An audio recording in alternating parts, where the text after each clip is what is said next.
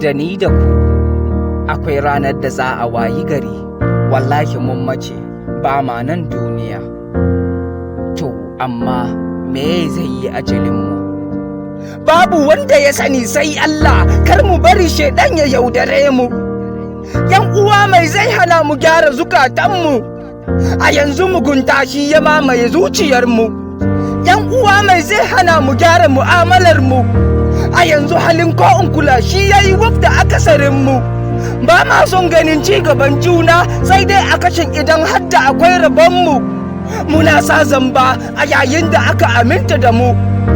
Babu shakka amana yayi karanci a tsakanin al'ummarmu.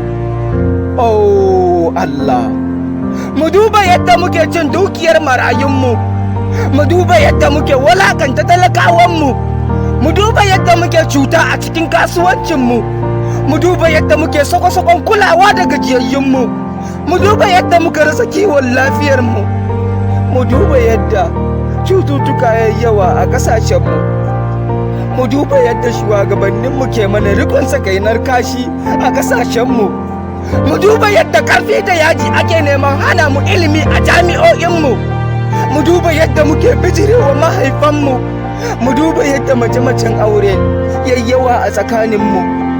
A wajen biki kaga programs hadda na hauka, wannan kaɗai ya isa hana kwanciyar hankali da iyalanmu. Ba mu damuwa da addininmu, don gulma da social media sun aure mu.